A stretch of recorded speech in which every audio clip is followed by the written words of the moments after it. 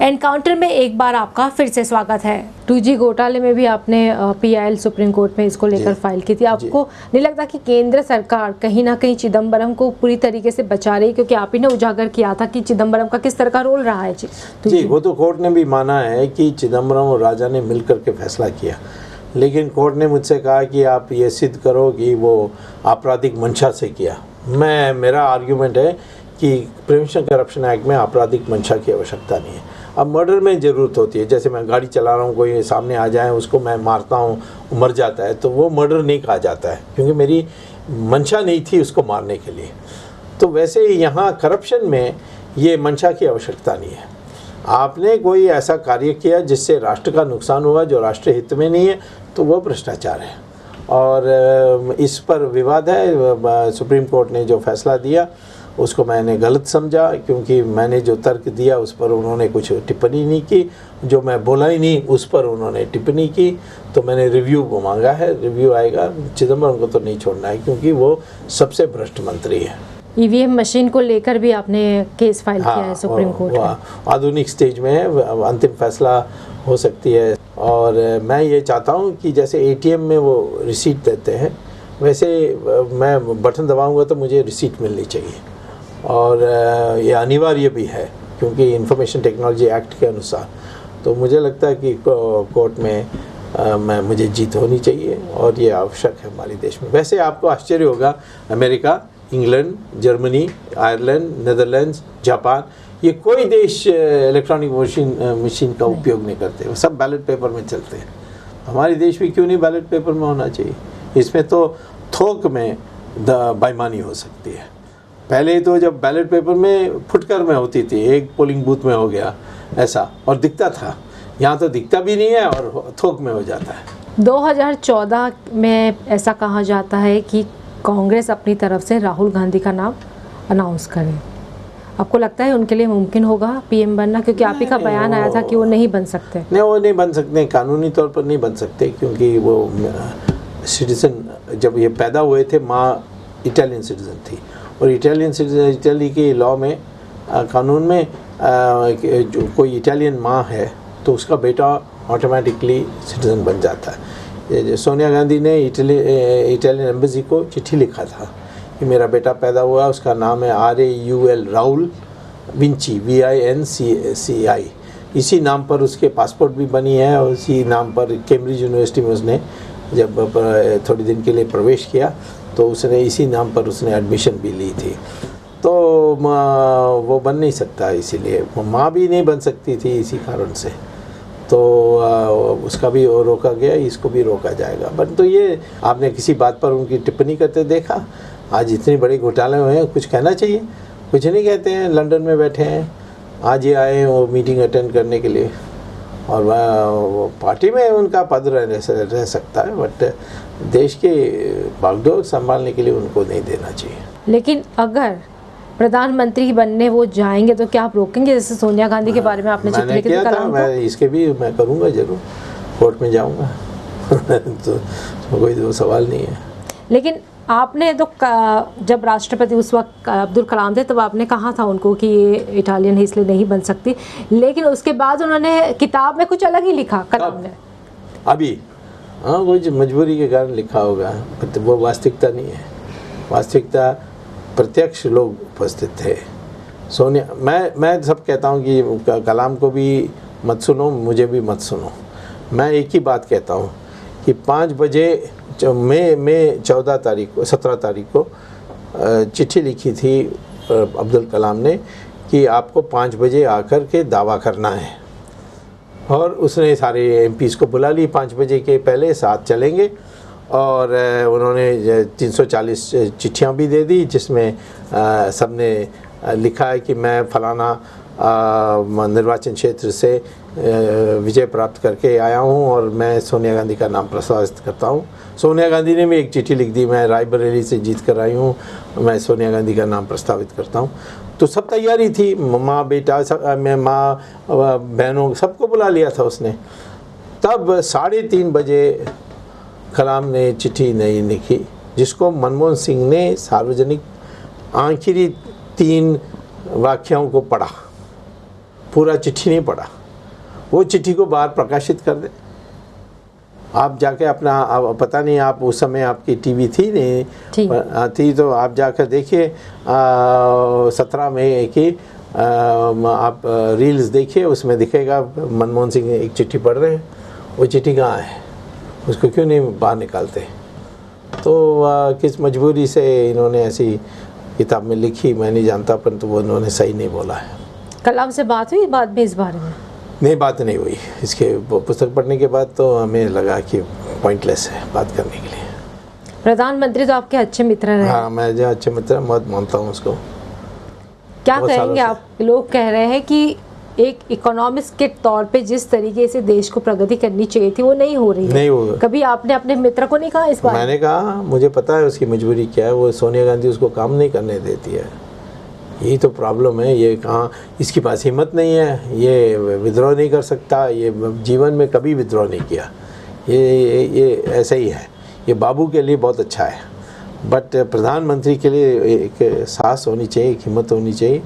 वो सोनिया गांधी के विपरीत नहीं बोलेगा, करेगा नहीं, और जब भी कुछ फैसला करता है तो सोनिया गांधी उसको उल्टा कर देती है। जैसे स्पेक्ट्रम को नीलाम करने के लिए उसने राजा को लिखा, सोनिया गांधी ने राजा को कहा नहीं करने की ज़रूरत है। कोयले में भी ऐसे ही किया, तो क्या करेंगे? दयनीय स्थिति है उनकी, इतना ही कह सकता हूँ। लेकिन जिस तरीके से इकोनॉमिक्स हो मैगज़ीन हो या टाइम मैगज़ीन हो, जिस तरीके की बातें छपी जा रही है प्रधानमंत्री के बारे में, इसके कारण तो देश की छवि खराब हो रही है। हाँ बिल्कुल, उसकी ज़्यादा तो प्रधानमंत्री की छवि खराब हो रही है। और विदेशों में कुछ भी छपे मुँह, मैं तो परवाह नहीं करता, क्योंकि मैं कई साल विदेशों में रहा। ये सब बदल सकते हैं, कल कोई दूसरा पॉलिसी बदल देंगे तो ये कौन सी छवि है? छवि तो होनी चाहिए जब आपकी विकास हो रही है। अब तो विकास नहीं हो रही है तो बिगाड़ने दो, उसमें कोई फ़र्क नहीं। अपनी आर्थिक स्थिति को सुधार देंगे तो यही लोग दोबारा बदल जाएंगे। लेकिन आप अपनी पार्टी को ज़्यादा एक्सपांड क्यों नहीं कर पाए? देखिए, पार्टी को एक्सपेंड करने के लिए मुझे पैसा चाहिए।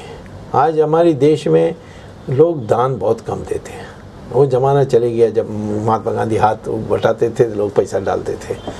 आज लोग कहते हैं कि मेरा फाइल पड़ा हुआ है, उसको दे दो, उसका मैं एक कमीशन दे दूंगा। इस तरीके की बात चलती है, उसमें भ्रष्टाचार पैदा होता है। मैं ईमानदारी से काम करना है तो मैं पार्टी छोटा ही रखना पड़ेगा, क्योंकि छोटा मोटा खर्चा तो हम लोग दे देते हैं, परंतु बड़े पैमाने पर मान लीजिए 1-2 करोड़ रुपए एक पार्लियामेंट सीट के लिए खर्च करना है तो मुश्किल है। हम 4-5 सीट ही लड़ा सकते हैं ऐसे, वो भी बड़ी मुश्किल से। तो परंतु मैंने ये देखा कि आज तो सब गठबंधन की सरकार बन रहे हैं। मैं 2 बार मिनिस्टर रहा, 1 MP होते हुए, तो मुझे पता है कि मैं MP बनूंगा तो सरकार की हिस्सा बन जाऊंगा। वैसे भी हम समझते हैं कि आज NDA में है तो इधर फ़र्क ज़्यादा नहीं पड़ता कि मेरा पार्टी बड़ा है छोटा है, उसके हिस्सा में हम बड़े हो जाते हैं। लेकिन अगर आप पार्टी एक्सपांड करते हैं तो किंग मेकर भी तो बन सकते हैं ना? नहीं, किंग मेकर हम कई बार किंग मेकर बने। चंद्रशेखर को तो मैंने ही बनाया था, और नरसिम्हा राव की मेजॉरिटी मैंने ही दिलाया था। और नरसिम्हा राव के मोरारजी देसाई के काल में भी हम उनके बिल्कुल स्तंभ थे। तो ये पार्टी के बनने की जरूरत नहीं। कल मान लीजिए बीजेपी कहें कि जनता पार्टी का विलय हो जाए तो फिर हम बीजेपी का हिस्सा बन जाएंगे, वो तो बड़ी पार्टी है। अब विलय करेंगे? मैं पुरानी जनसंघ की हूँ, तो विलय होना कोई आश्चर्य नहीं होगा, बट होगा नहीं होगा मैं नहीं कह सकता। ऑप्शन खुले हैं? नहीं, वो बातचीत करके होगी, उसमें फिर मैं कहाँ फिट होऊंगा। मैं तो बड़ा सीनियर आदमी था जनसंघियों में, मेरा सीनियरिटी आडवाणी के बाद बनती है, तो फिर वहाँ कैसे फिट होंगे वो भी देखना पड़ेगा। लेकिन बीजेपी में आजकल इतनी लड़ाई क्यों चल रही है? ये तो मैं नहीं जानता। PM पद के दावेदार के तौर पे जहाँ एक तरफ नरेंद्र मोदी का नाम आता है, उनका दूसरा कोई सुषमा स्वराज का नाम लेता है, तीसरा आडवाणी का नाम लेता है। और चलने दीजिए, उसमें उससे ज़्यादा कोई बाद में ठीक हो जाएगा। जब आपकी पार्टी का विलय होगा तब? नहीं, हमारी पार्टी विलय होगा तो हम तो बल देंगे ही, बट मैं समझता हूँ कि हमारे देश में ये जो क्रेज़ है कि एक नाम दो, वो नहीं होना चाहिए। वो 4-5 नाम चलने दीजिए और इलेक्शन के बाद किसी को चुनेंगे। लेकिन आपको लगता है इतना आसान होगा NDA के लिए ये चुनाव? मैंने कहा ना, भ्रष्टाचार और राष्ट्रीय पुनरुत्थान, ये दो बात पर हम देश को पूर्ण बहुमत ले सकते हैं यदि इसकी हवा बनाएंगे तो। अब वो जल्दी करना पड़ेगा, फैसला करना पड़ेगा। अभी टाइम है, जितना जल्दी कर सकते हैं करना चाहिए। अगर महाराष्ट्र की बात करें तो महाराष्ट्र में भी कोयला घोटाला सामने आया है। अजीत पवार ने इस्तीफा भी दे दिया है इसको लेकर।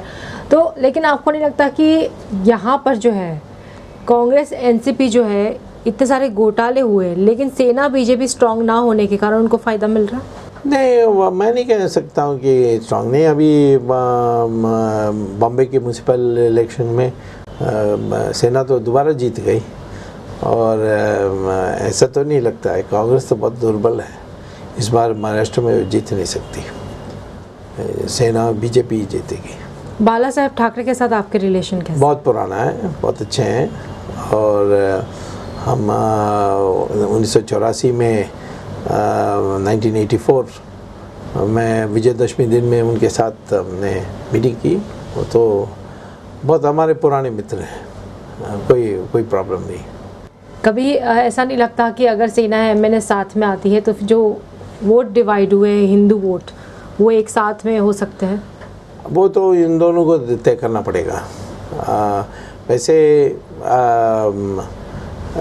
जो राज ठाकरे की बात है, मैंने जो समझा है उससे तो लगता है कि वो